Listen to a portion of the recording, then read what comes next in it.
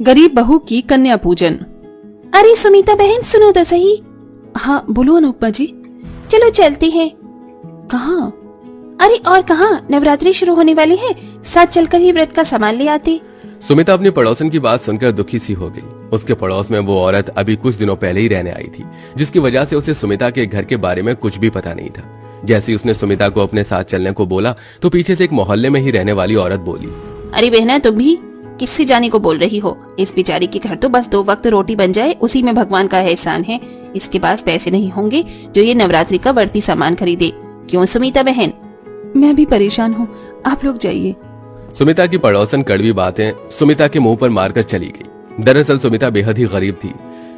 जितनी उसके अंदर जान थी उस हिसाब से वो बेचारी मेहनत तो करती थी, लेकिन कुछ खास उसके परिणाम सामने नहीं आते थे। लेकिन इस सब के बाद भी सुमिता अपने मन में माता रानी की सच्ची श्रद्धा रखती थी। जब वो बाहर से घर में आई तो बस अपना दुख बताने को माता रानी के आगे बैठ गई। उसने उनके सामने मिश्री का प्रसाद रखा और रोते हुए बोली, हे माता रानी, मैंने कभी अपनी जिंदगी या हालातों से शिकायत नहीं की, लेकिन ये लोग गरीबी का भी ताना बनाकर मुंह पर ही मार देते हैं। माना कि मैं गरीब हूँ, हाँ माना कि ये लोगों की तरह नवरात्रि की तैयारी नहीं कर सकती, लेकिन इस सब से कहीं ज्यादा मैं आपकी भक्त हूँ। मुझे भी नवरात्रि के व्रत रखने हैं, बस माँ मुझे हिम्मत देना। सुमिता काफी देर बैठकर अपना मन हल्का करती रही। उस वक्त उसकी सास और बेटा दोनों भीख मांगने के लिए मंदिर गए हुए थे। कुछ ही देर बाद 2-4 रुपए लेकर वो दोनों लौट आए और गरीब सुमिता ने उन्हें रूखी रोटी खाने को दी। सुमिता का पति चिराग दूसरे गांव में काम करता था, लेकिन उसका काम इतना ज्यादा मंदा हो चुका था कि वो भी वहां से कुछ नहीं भेज पाता था। सुमिता के ऊपर दुखों का मानो पहाड़ टूटा हुआ था। दोपहर में तो सभी ने किसी तरह रूखी रोटी को निगल लिया, लेकिन शाम को सुमिता के पास अपने बेटे और सास को खिलाने को कुछ नहीं था। वो बेचारी बस रसोई में बेसुध सी बैठी हुई अपनी खाली डलिया देख रही थी। अब मैं राज और माँ जी को क्या दूं? अब तो लगता है कि यही करना पड़ेगा। बेचारी सुमिता ने सूखी हुई रोटी के डिब्बे में देखा, उसमें एक रोटी सूखी हुई पड़ी हुई थी। सुमिता ने उसे ही निकाला और उसे पानी में डुबोया। अब ये रोटी नरम हो गई है, दे देती हूँ। राज, राज बेटा, ये ले तू और दादी माँ खा लो। माँ आप नहीं खाओगी? नहीं लल्ला, मुझे भूख नहीं है। ठीक है, तो मैं और दादी आपके लिए इस रोटी को बचा देंगे। जब आपको भूख लगी तब आप भी खा लेना। अपने छोटे से बेटे की इतनी फिक्र देखकर सुमिता की आंखें नम होने लगी। भगवान ने उन्हें कड़ी मुश्किलों में डाला हुआ था। नन्हे राज और उसकी कमजोर और बूढ़ी दादी ने उस सूखी रोटी को पानी से लगा लगा कर निकला और सुमिता तो भूखी ही सो गई। ऐसा पहली बार नहीं हुआ था जब उन्होंने ऐसा खाना खाया हो। ऐसे ही 2-4 दिन और गुजर गए और अब नवरात्रि लग चुकी थी। हर एक घर से हर एक औरत सभी नवरात्रि के लिए तैयार थी। सुमिता ने भी बिना कुछ खाए पिए और बिना किसी इंतजाम के व्रत कर लिया। बहू, एक तो वैसे ही शरीर में जान नहीं है और ऊपर से तू व्रत रख रही है।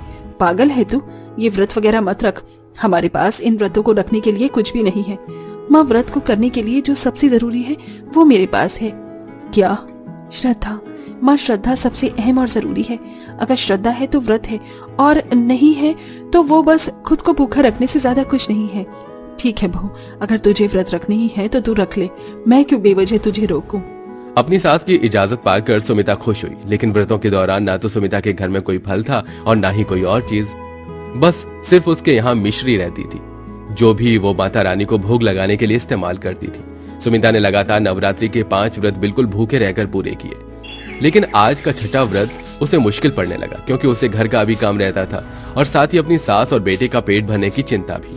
अभी भी सुमिता भूखी प्यासी मंदिर के बाहर से भंडारा लेने की लाइन में लगी हुई थी कि तभी वो चक्कर खाकर गिरने लगी। अरे नहीं, मेरा तो सर घूम रहा है। अरे अरे देखो भाइयों, इन बहन को क्या हुआ? अरे बहन उठो, क्या हुआ तुम्हें? अरे कोई पानी दो। वहाँ खड़े हुए लोगों ने उस गरीब की मदद की। पानी का छींटा पड़ने से सुमिता जागी और होश में आई। अरे बहन ठीक तो हो? क्या हुआ तुम्हें? कुछ नहीं, बस चक्कर आ गया। सुमिता को सभी ने एक साइड बैठा दिया और उसे भंडारे की प्लेट जल्दी से देकर वापस घर भेजा। गर्मी काफी ज्यादा थी, लेकिन इस गर्मी और अपने पेट को एक तरफ करते हुए मजबूर माँ को घर से निकलना पड़ा। इसी तरह से परेशानियों में सुमिता की नवरात्रि गुजर गई और आज कन्या पूजन का दिन था। सुमिता का मन तो बहुत ज्यादा था कि वो भी कन्याओं को कुछ खिलाए, लेकिन उसके घर में तो अपने ही खाने के लाले थे। सुमिता माता रानी की तस्वीर के आगे बैठी हुई रो रही थी। माता रानी, जितना मैं कर सकती थी मैंने किया। मेरे बस में सिर्फ व्रत रखना था तो मैंने व्रत रखा, लेकिन अब इस नवरात्रि का अंत करने के लिए मेरे पास कन्याओं को खिलाने को कुछ भी नहीं है। मैं चाहकर भी कन्या पूजन नहीं कर सकती हूँ। माँ, तो मुझे माफ कर देना और मेरे नवरात्रि के व्रतों को मान लेना।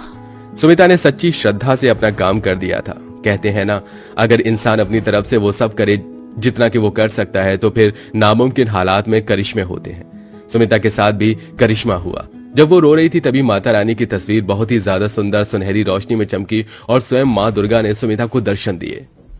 सुमिता, परेशान मत हो, मैं तुमसे नाराज नहीं हूँ, बल्कि बहुत खुश हूँ जो तुमने ऐसी जिंदगी जीकर भी कभी मेरा दामन नहीं छोड़ा, नामुमकिन हालातों में मेरे ऊपर विश्वास किया, खुद सूखी रोटी खाई, मुझे मिश्री का भोग लगाया, खुद 9 दिन भूखी रही, लेकिन मेरे लिए कन्या पूजन की चिंता की। अब मुझे तुमसे कुछ और नहीं चाहिए, मैं अब तुम्हें कुछ देने आई हूँ, ये लो। माता रानी ने सुमिता की रसोई की तरफ उंगली उठाई और वहाँ ढेरों राशन आ गया। ये सामान कन्या पूजन के लिए है, इससे बनाओ जो भी तुम्हें अच्छा लगे और खुद भी खाओ, कन्याओं को भी खिलाओ। ऐसे बोलकर माँ दुर्गा गायब हो गई। बहुत देर तक तो सुमिता, महादेवी और राज बस यूं ही बैठे रहे, लेकिन फिर सुमिता होश में आई। माँ हमारे घर माँ दुर्गा आई थी, आपने देखा ना? हाँ बहू, मैंने देखा, स्वयं दुर्गा माँ थी। बहुत जल्दी से प्रसाद बना, आज हम भी अच्छा खाना खाएंगे। मैं बताती हूँ, आज तो हलवा पूरी, खीर, मटर पनीर और भी बहुत कुछ बनाना। जरूर माँ। सुमिता ने सब कुछ बहुत ही दिल से बनाया। गरीब घर की रसोई में राशन आ जाना किसी खजाने से कम नहीं था। सुमिता के राशन को देखकर सारी थकान उतर गई और उसने अपने हाथों से कन्या पूजन के लिए प्रसाद बनाना शुरू किया। महादेवी घर घर जाकर कन्याओं को खाने के लिए बोल आई और सुमिता के छोटे से आंगन में भी रौनक हो गई। कितना स्वादिष्ट प्रसाद है। सुमिता काकी, एक कटोरी हलवा और मिलेगा? हाँ, जितना मर्जी उतना खाओ, मैंने बहुत बनाया है। मुझे और सब्जी दो सुमिता काकी, ये बहुत अच्छी है। लाओ, मैं देती हूँ। सुमिता ने भरपेट कन्याओं को प्रसाद खिलाया और उनके घर से जाने के बाद सुमिता, राज और महादेवी खाना खाने के लिए बैठी। तभी महादेवी का बेटा चिराग भी घर आ गया। अरे, आप सभी क्या खा रहे हैं अकेले अकेले? अरे चिराग जी, अचानक आइए, आप भी हमारे साथ खाना खा लीजिए। अभी खाऊंगा, पहले तो मेरी बात सुनो। जानती हो आज क्या हुआ? जब मैं काम की तलाश कर रहा था तब एक बड़ी कंपनी का मालिक मुझसे टकरा गया। इत्तेफाक से उस वक्त मैंने उनकी मदद कर दी और अब उन्होंने मुझे अपनी कंपनी में काम करने के लिए बुलाया है। क्या सच? शुक्रिया माता रानी। चिराग जी, माता रानी का शुक्र अदा कीजिए, उनकी ही लीला हमारे ऊपर बरसी है। सुमिता ने सारी बात चिराग को बताई, जो भी आज के दिन हुआ था। सब कुछ सुनकर चिराग भी हैरान हो गया और बोला, तभी तो मैं कहूँ कि जिस घर में मेरे खाने के लाले रहते थे वहाँ आज इतना राशन कैसे है? ये सब माँ दुर्गा की ही कृपा है। सही कहा, माता रानी हमसे प्रसन्न है चिराग जी। और सही कहते हैं लोग कि अगर सच्ची श्रद्धा हो तो एक ना एक दिन हालात बदल ही जाते हैं। बस हमें मुश्किलों को देखकर हार नहीं माननी चाहिए। सुमिता की बात सुनकर सभी ने हाँ में गर्दन हिला दी। एक ही सेकंड में सुमिता की किस्मत बदल चुकी थी। कल तक जिसका पति बेरोजगार था, आज वो एक बड़ी कंपनी से जुड़ गया। कल तक जिसके यहाँ खाने के भी लाले थे, उस औरत ने आज कन्या पूजन में 9 कन्याओं को भरपेट खाना खिलाया। लेकिन ये सब बस सुमिता की हिम्मत से ही हो पाया था। अब सुमिता की जिंदगी बदल चुकी थी और अब सब कुछ ठीक हो चुका था। वेल दोस्तों, आप कहां से हैं और आप भी क्या हमारी तरह नवरात्रि के फेस्टिवल को मनाते हैं? अपनी जगह का नाम कमेंट करके जरूर बताइए।